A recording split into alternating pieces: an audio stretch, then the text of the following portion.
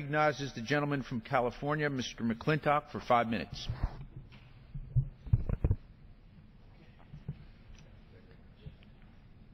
Mr. Speaker, as we begin the annual budget process, we need to stop thinking in terms of Democratic and Republican policies and start thinking in terms of what policies have worked and what policies have not. The successes and failures of both parties could teach us much. We are now in the 6th year of policies that promise to restore prosperity to America by radically increasing government spending and government intervention in our economy. These 6 years have not been happy ones for our nation. When people say this is the worst economy since the Depression, I remember a time much more recently when we suffered double-digit unemployment, double-digit inflation, mile-long lines around and the prime interest rate at 20.5%.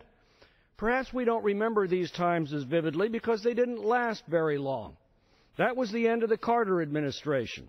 We elected Ronald Reagan, who declared that government is not the solution to our problem, government is the problem. He reduced the tax and regulatory burdens that were crushing the economy and produced one of the most prosperous periods in our nation's history.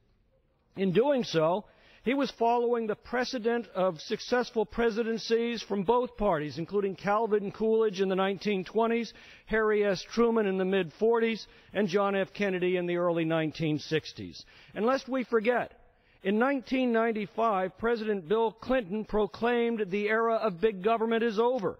He dramatically reduced federal spending as a percentage of GDP. He signed what amounted to the biggest capital gains tax cut in American history. He reduced entitlement spending by reforming the open-ended welfare system. He produced 4 years of budget surpluses, and the economy blossomed. George W. Bush pursued the opposite policies with the opposite results.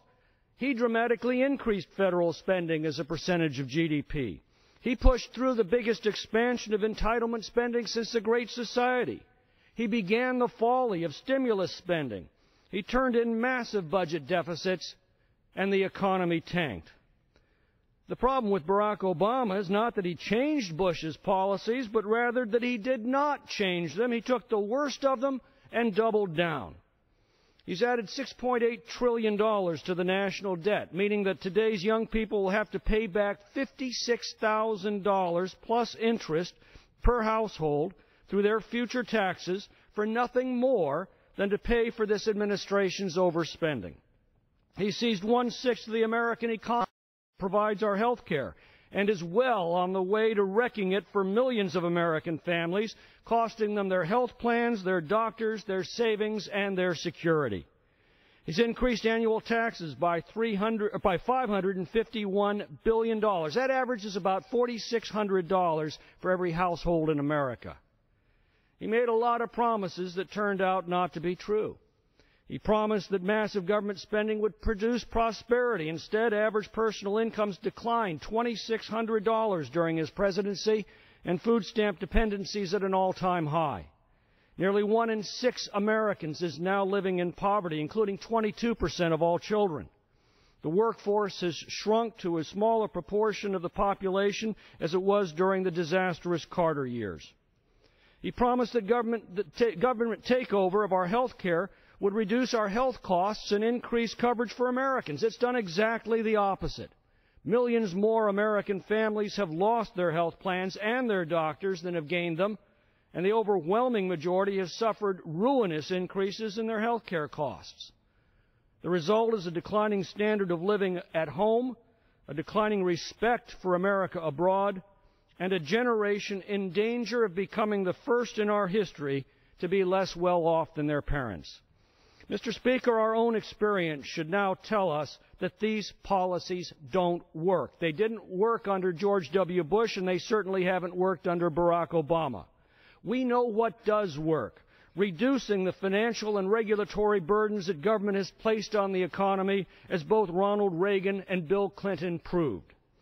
It's time that we abandon these policies of debt and doubt and despair. It's time we recognize that this government has grown too big and too powerful at the expense of hard-working taxpayers.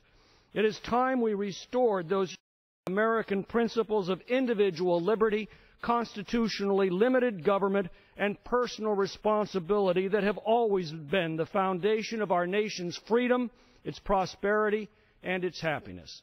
I yield back. Gentleman's time has expired. The chair recognizes